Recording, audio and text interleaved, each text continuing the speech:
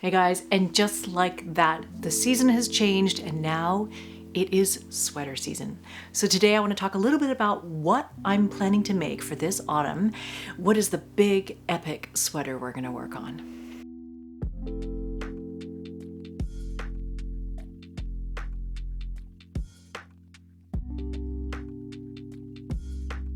Hey guys, welcome to the SweetGeorgia channel. My name is Felicia from SweetGeorgia and the School of SweetGeorgia.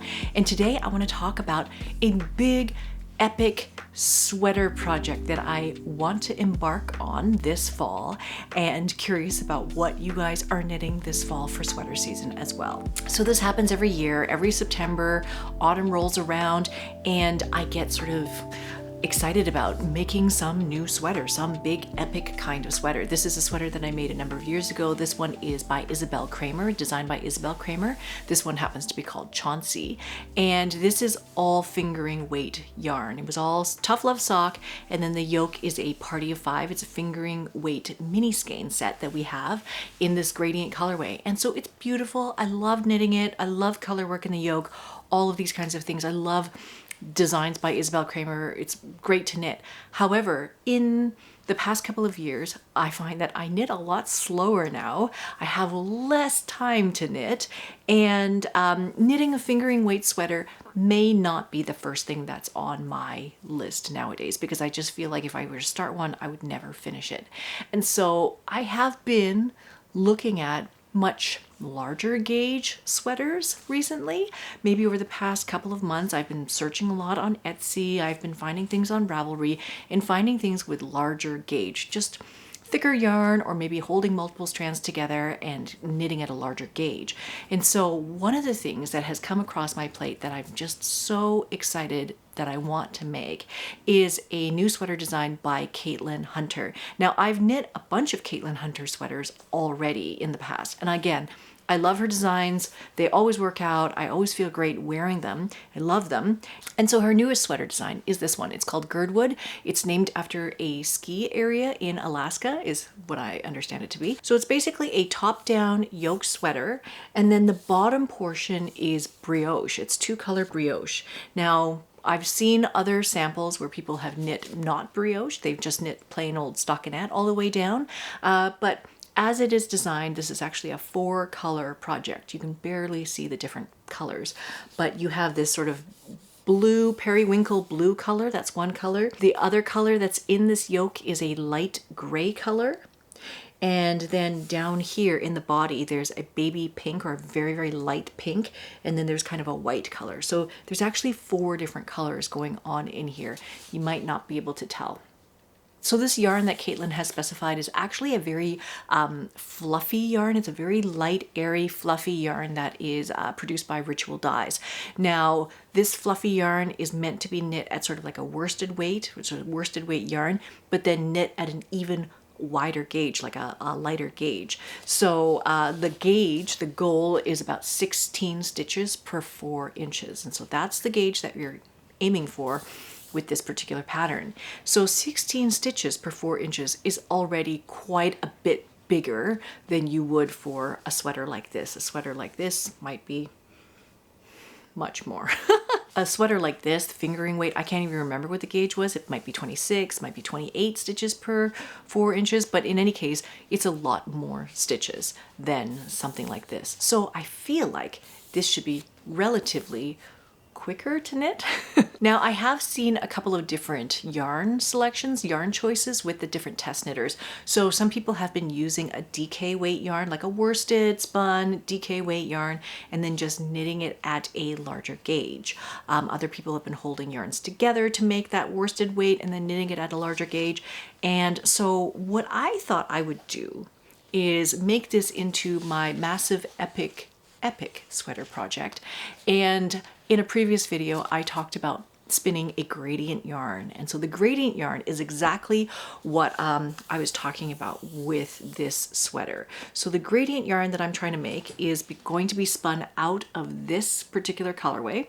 So this is the Trail Runner colorway that we dye, and this is the BFL+Silk fine spinning fiber. And so my goal is, I've been prepping 1/2 of this fiber already, but I'm taking 2 braids of this fiber, taking 1 braid, I'm gonna blend it all together to make a gradient yarn. I've broken it up all into different pieces. So I'm going to spin one braid into one big long continuous single, and then the second braid, again, I'm going to blend it all and spin it into one big long continuous single of gradient colors. So going from purple to blue to olive to sage. And so all of this, when I take the two braids, each one of them is going to become a separate bobbin, and I'll ply them together to make a 2-ply DK weight yarn.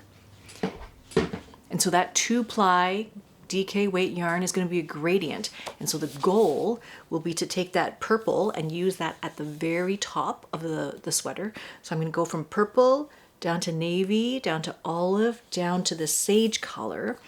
And as the contrast to the yoke, I'm going to use kind of like a birch or an undyed or kind of a neutral beige kind of color for that background or the line work of that yoke. And the idea, hopefully, is that by the time I reach the bottom where this sort of zigzag is going on, where the yoke connects to the rest of the sweater, hopefully by that time, I will have reached this sort of sagey kind of color in the contrast color of the yoke. And so I'm hoping that the color just blends into the rest of the sweater. That's kind of my vision for this. We'll see how that all turns out. For this all to work out depends on quite a number of things. It depends on making sure that the two plies sort of match up and they line up in terms of color. It also means that I need to spin each single so that it will produce a really good DK weight yarn at the end of the day. Sometimes I have a tendency to spin a little bit too thin, and then I'll end up with a 2-ply that's like sport weight or fingering weight, and that is not what the goal is here. The goal here is DK weight, and then depending on how that color looks, I may or may not want to hold that handspun yarn together with a strand of fuzzy sort of yarn, like maybe a silk mist yarn, maybe hold that together with a strand of silk mist. So we will see about that. But then for the rest of the body of the sweater, I want to go with our BFL+Silk DK yarn. So again, I'm using BFL+Silk in the yoke for the handspun, and then for the sweater body, again, BFL+Silk. And so I just have some leftover balls of BFL+Silk yarn. So this is the BFL+Silk. It's a DK weight yarn. We have two weights of this yarn. We have a fingering weight yarn and a DK weight yarn. And I've used the BFL+Silk fine held together with a silk mist and made a beautiful sweater. Again, a Caitlin Hunter sweater. I love this sweater. It's called Alpine Bloom. That one turned out great. But this one, it's DK weight. This is a little bit thicker, obviously a little bit thicker.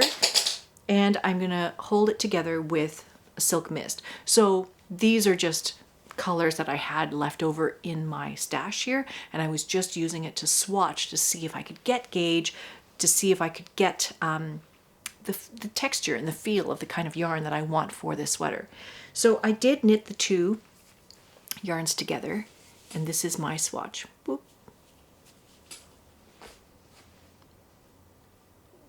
So you can see there's a little bit of fuzziness to it. You can see that the stitches are quite a bit bigger. I am knitting this with 5.5 millimeter needles, which is the ones that are specified in the pattern, so 5.5 millimeter, and I got exactly 16 stitches per 4 inches. So I'm really glad that this is actually going to work out. If I use the BFL+Silk DK and the silk mist held together at 5.5 millimeter needles, I will get 16 stitches per 4 inches and be able to make this sweater. Again, I don't think that I am going to do the brioche part of it. I think that I'm definitely going to just knit it in stockinette all the way down in sort of a neutral color. And maybe the silk mist is like a slightly, maybe it's sage, maybe it's silk mist and sage, and then that would just lend like a hint of color to this overall maybe birch neutral body color.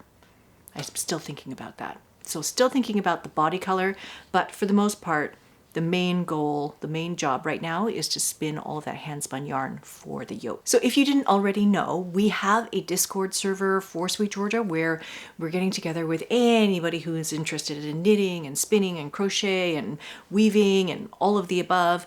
All of these crafts are represented in our community server on Discord. And so you can absolutely join us to chat about any of these things. But one of the things that we've been focused on for this autumn is spinning gradient yarns. How do you spin gradient yarns? What are the different ways to do it? What are the different ways to prep the fiber in order to do it? And so initially I thought, oh, I'm going to take one braid of fiber and I'm going to prep it and spin a gradient yarn and maybe knit a hat. And then when this pattern came across my computer, I was like, oh, this is what I'm gonna make. This is what I'm gonna make with my hand spun yarn.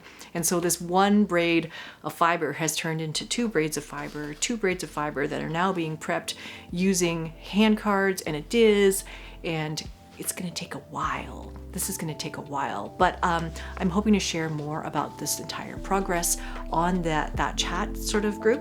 And you're more than welcome to join us in all of that conversation. So I am so curious about if you are planning to knit this sweater, if you are planning to knit another sweater this fall, what do you have plans for sweater season? I know that kind of by this time you want to be wearing this sweater, but it's very possible that this sweater that I'm making may not be ready until January, February, March, April. So that is basically it for today. I just wanted to share with you my grand vision for what I want to make for this autumn's sweater for sweater season. And yeah, please do pop a comment below and let me know what you're knitting, what you're working on, what's attracted your attention this September. And thank you so much for watching today. If you like these episodes, please do hit subscribe. We come here every week and we talk about something to do with the fiber arts, whether it's knitting or crochet, spinning, weaving, dyeing, all of the above. Thank you guys so much for being here, and I will see you in the next one. All right, bye for now.